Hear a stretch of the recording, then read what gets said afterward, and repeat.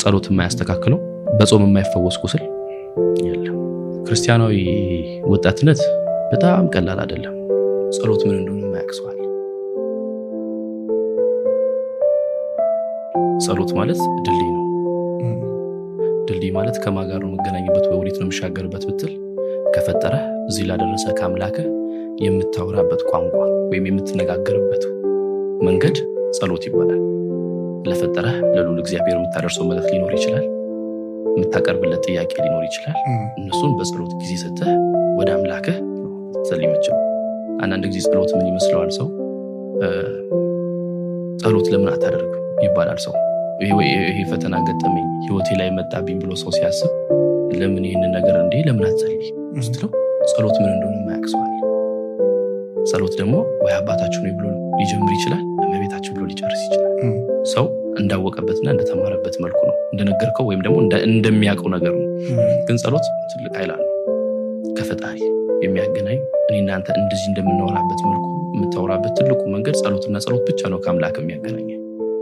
ጊዜ ሰጥተህ በጸሎት መካከል ደግሞ መካተት ያለባቸው ሊረሱ የማይገባቸው ነገሮች ደግሞ አሉ።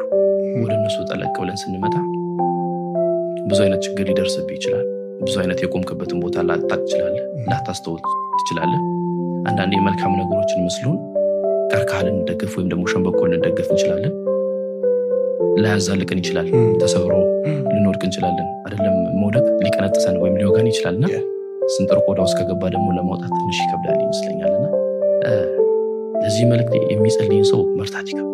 የሚጸልይ ሰው ደግሞ ማን ነው የምትለኝ ከሆነ አምላኩን በመጀመሪያ ስለፈጠረው እዚህ ደረጃ ስላደረሰው ስለነሳው ነገር ስለሰጠው ስላቀረበለት ነገር ተመስገን የሚል ሰው።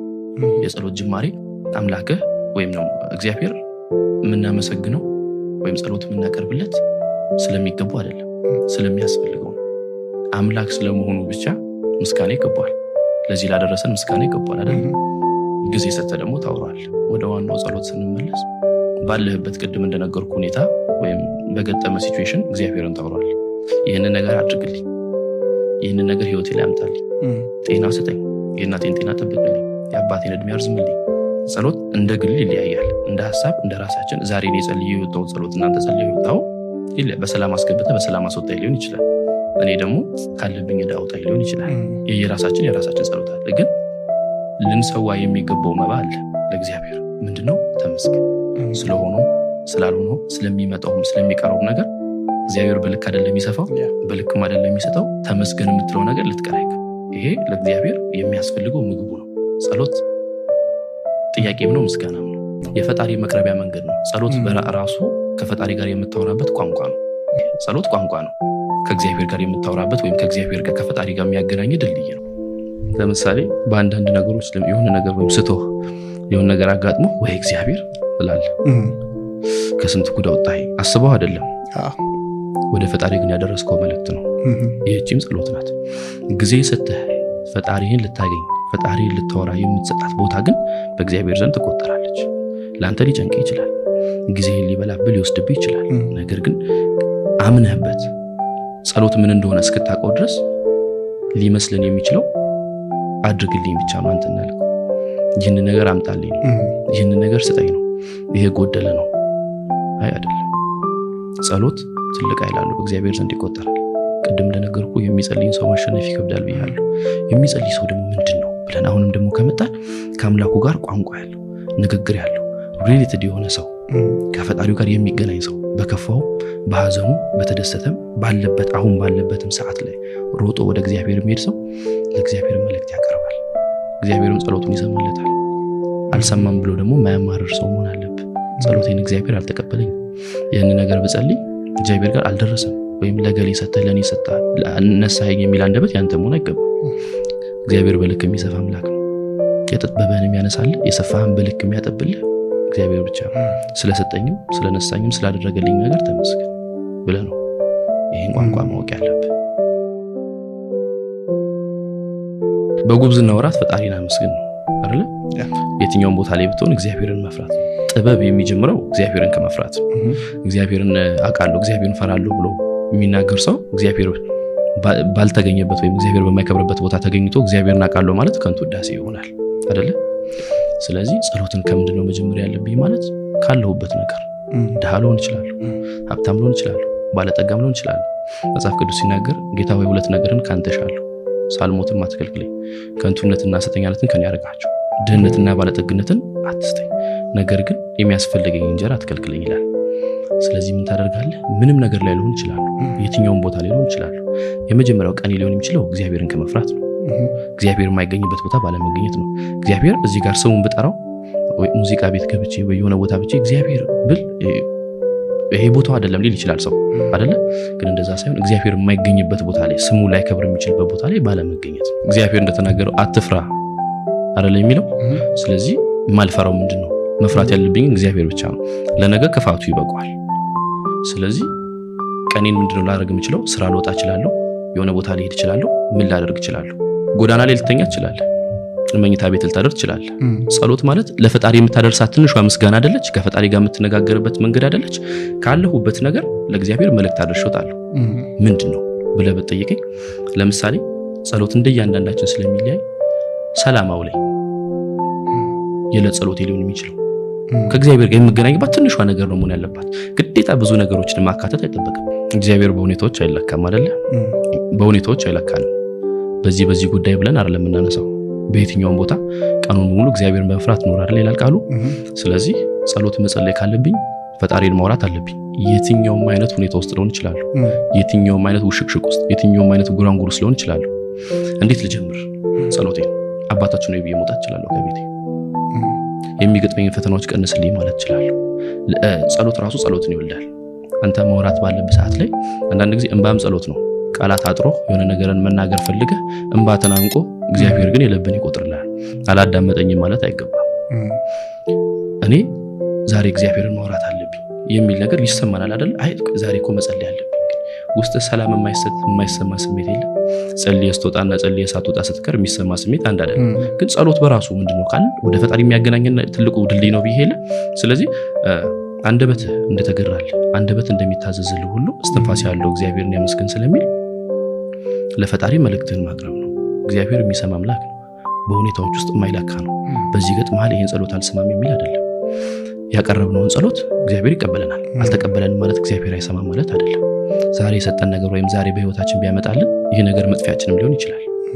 የሆነ ነገር ደግሞ ቢከለክለን ይሄን ነገር ዛሬ ቢሰጠኝ ነገ ላልገኝ ይችላል። እዚህ ቦታ ላይ ፊት ለፊት ላልገኝ ይችላል።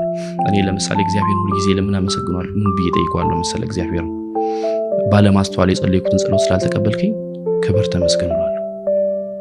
ወጣትነት መልሶኝ ስጠኝ ብዬ ከለከልከኝ ነገሮች፣ አሁን አስፈላጊ ነው ብዬ ተሟገትኩኝ ነገሮች ስለከለከልከኝ ተመስገን ነው የዛሬ ጸሎቴ። ዛሬ ላይ ስሙን ከሚያወድሱት መካከል ላልገኝ ይችል ነበር። በዚህ ቦታ ላይ ላልከብር ይችል ነበር። በቤተ መቅደሱ ለመንበርከክ ላልገኝ ወይም ያንን ማዕረግ ላላገኝ ይችል ነበር። አድርገኝ ብዬ ያሰብኩት ነገሮች ስለከለከልከኝ ተመስገን፣ ስለሰጠኝም ነገር ተመስገን። ይህ ነው የኔ ጸሎት ሊሆን የሚችለው። ልክ እንዳልኩ አንተም በሁኔታዎች ውስጥ ደግሞ ራስን አትለካም። ባለህበት ነገር ላይ ለፈጣሪ ጸሎት ታቀርባለህ ወይም ጥያቄ ታቀርባለህ። ዛሬ እንደዚህ አድርግልኝ ትላለህ። ግን ምላሽ ለመጠበቅ ብቻ አይደለም፣ ለፈጣሪ ማውራት ስላለብህ፣ ፈጣሪን ማግኘትና ማነጋገር ስላለብህ ብቻ ጸሎትህን ከራስ ጀምሮ አንደበት እንደተገራለ አባታችሁ ነው ብለህ ልትጀምር ትችላለህ። አንደበት እንደሚታዘዝልህ ጌታ ሆይ ሁለት ነገርን ካንተ ሻለሁ ብሏል አይደል? ስለዚህ የሆነ ነገር ብትሰጠኝ እምጠፋበት እንዳይሆን፣ የሆነ ነገር ብትከለክለኝ ደግሞ እማማረረ ነገር እንዳይሆን ብለህ እግዚአብሔርን አመስግነህ መኖር። ይሄ ብቻ ነው። በጉብዝና ወራት ፈጣሪን አስብ ነው ትልቁ ቁም ነገር። አንዳንድ ጊዜ habits acquired in childhood become a part of life forever ይላልና ነጮች አንዳንድ ጊዜ ሲናገሩ ቀለል ብለን የምናስባቸው የልጅነት ልምዶች የዘላለም አካላዊ ነገር ሆነው ይቀጥላሉ ብዙ ጊዜና እነሱ ነገሮች እንዴት ማዳበር እንችላለን? ከዳበሩስ ደግሞ እንዴት ማስተካከል እንችላለን? በመልካም ነገር ገብተንበት ከሆነ በመልካም ለመቀጠል፣ በመልካም ነገር ካልገባንበት የወጣትነት መሳሳት ከሆነ እንዴት መውጣት እንችላለን ወደሚለው ነገር ውስጥ እንግባ። ክርስቲያናዊ ወጣትነት በጣም ቀላል አይደለም። ክርስቲያናዊ ወጣትነትን መተግበር ያለብህ አንድም በመንፈሳዊነት ወደ እግዚአብሔር ለመቅረብ ስትፈልግ ያለህበት ነገር ወይም እየሰራህ ያለው ነገር ትክክል እንዳልሆነ መገንዘብና ማወቅ የሚያስፈልገው በአሁን ሰዓት ፈጣሪና ፈጣሪ መሆኑ ብቻ መረዳት ስትችል ነው። ወጣት የተባልንበት ምክንያት ከተወለዱ ደቂቅ ህፃናት ወይም ደግሞ ከጨቅላ ህፃናት የማሰብ ችሎታውና ብቃት አለን። ከአረጋውያንና ከአዛውንት በላይ የመኖር ደግሞ ብዙ እድሜ ይኖረናል አይደለ? ያው እግዚአብሔር እድሜያችን ያርዝምልን። ያው መጨረሻችንን ባናቅም በሱ ዘንድ ይመራ አይደለ? ነገር ግን እድሜ አለን። ስለዚህ ወጣቶች የሰሩትን ስህተት እኔ እናንተ ባለመስራት በማገናዘብ ልጆች ደግሞ የማሰብ ችሎታቸው ገና ነው አይደለ? እኔ እናንተ ይበልጥ የማሰብ ችሎታ አለን። እነሱ እስከሚያድጉ ድረስ የሚሰሩትን ስህተት እኔ እናንተ አንሰራው። አዋቂ ነን ብለን ከማሰብ ወይም ደግሞ እኛ እናውቃለን ብለን ከማሰብ አዋቂ ለመሆን የሚደረግ ጥረት፣ በነገራችን ላይ አዋቂ መስሎ ለመታየት የሚደረግ ጥረት ይበልጥ አላዋቂ ያደርጋል። ማወቅን የመሰለ ነገር የለም፣ መማርን የመሰለ ነገር የለም አይደል? እኔ አውቃለሁ የሚል ሰው ከኔ በላይ አዋቂ የለም እንደማለት አይደለ? የማውቀውን ነገር ላስረዳህ ብዬ ነው የመጣሁት። ወጣትነትና ክርስትና እንዴት ነው ማዳበር የምችለው ለምታስብ ከሆነ አሁን ያለህበትን ነገር ነጥቡ መመልከት ነው። ራስን በነጭ ልሙጥሉክ ተመልከተው። ለምሳሌ መሃል ላይ አንድ ነጠብጣብ ቢኖረው ምን አለው ቢባል ጥቁር ነጥብ ይበልጥ አስተውለን ልናያት እንችላለን ይመስለኛል አይደል? በዛ በኩል ያለን ነገር ግን አናስተውለው። ስለዚህ በወጣትነት በጓደኝነት ግፊት የገባንበት ህይወት ሊኖር ይችላል። ሱስ ሊሆን ይችላል። ከእግዚአብሔር ቤት መራቅ ሊሆን ይችላል። ብዙ አይነት ነገር ይመጣል። የሰው የየራሱ ገበናና ጉድፍ የራሱ ስተት ይኖረዋል አይደል? ስለዚህ አንድም ወጣት እስከሆነ ድረስ እኔ የሰራሁትን ስተት አንተ ባለመድገም፣ አንተ ያመለጠ መጥፎ ቃል እኔ ባለመናገር፣ መልካም አራያ የሚሆንን ሰው አራያ የሚሆንን መምህርን ማዘጋጀት አለብህ። እኔ ይሄን ነገር ብሰራው እንትና አትስሩት ብሏል የሚል አንድ መምህር ሊኖር ይገባል። ማን ሊሆን ይችላል? መልካም ጓደኛ ሊሆን ይችላል። ቤተሰብ ሊኖር ይችላል። እህት ወንድም ሊኖር ይችላል። ከዛም ያልታደለ ሰው ይኖራል። ግን ስለዚህ እኔ ምን ማድረግ አለብኝ? ራሴ በማይሆን ስህተት ውስጥ ካለው ራሴን የማይሆን ቦታ ላይ እንደ ድንገት እንኳን የማይሆን ቦታ ላይ ራሴን ላገኘው እችላለሁ። ሳላስበው መልካም በትምህርት ሁኔታ የጥሩ የሆንኩኝ ሰው ልሆን እችላለሁ። በመልካም ነገር እግዚአብሔር አድሎኝ ከቤተ መቅደሱ እንኳን የማገለግል ሰው ሁኜ የማይሆን ነገር ላይ ራሴን ላገኘው እችላለሁ። እንዴት ነው መመለስ የምችለው? እንዴት ነው ራሴን ማስተካከል የምችለው? ወጣቴ ፈጣሪውን የሚፈራ ክርስቲያን እንዴት ነው መሆን የምችለው? አንደኛ እግዚአብሔር የሚለመን አምላክ ነው። እግዚአብሔር ይቅር የሚል አምላክ ነው። በትላንትና ወይም በሁኔታ ውስጥ የማይለካ የሚረዳ ሆኖ የተገኘ አምላክ ስላለ አንተ ለመዘጋጀት ወይም ለመስተካከል መመለሱን ከፈለከው እግዚአብሔር መንገዱን አዘጋጅቷል። እንዴት ነው ራሴን ማዳበር ያለብኝ? መልካም ጓደኞችን በመያዝ የሰራሁትን ስህተት ባለመድገም፣ የሚጸልይ ሰው በሚያስፈልገኝ ነገሮች ሳይሆን መጸለይ እንዳለብኝ ራሴን ማስተካከል፣ እግዚአብሔርን ማውራት፣ እግዚአብሔርን ጓደኛዬ ማድረግ እንዳለብኝ። አሁን ያለሁበት ነገር እኔን እንዳልጠቀመኝ ወላጆቼን ላሳዝን እችላለሁ፣ ማህበረሰቤን ላስከፋ ላስቆጣ እችላለሁ። ስለዚህ መስተካከል እስካለብኝ ድረስ ጆርኒው የሚጀምረው ከዛሬ ነው። ለነገ ቀጠሮ ባለመስጠት ነገ አስተካክላለሁ፣ ነገ ይሄንን ነገር አደርጋለሁ የሚለው ነገር ጊዜና እድሜን በመብላት በሲኦል ያሉ ነፍሳት እናንተ የምናወራትን ይህችን ደቂቃ ቢያገኟት ርስተ መንግስተ ሰማያትን ያስከፍቱት ነበር፣ ይገቡም ነበር። ስለዚህ አሁን ያለችንን ሰዓት ያለችን ደቂቃ በእድሜ ላይ እድሜ፣ በደቂቃዎች ደቂቃ፣ በቀናቶች ቀናት፣ በሳምንታት ሳምንት፣ በወራቶች በአመታት እግዚአብሔር የሚሰጠን ከሆነ የንስሐ ዕድል አሁንም አለ። ንስሐ ኃጢአትን እጥብ ታደርጋለች፣ ጾም ቁስልን ትፈውሳለች።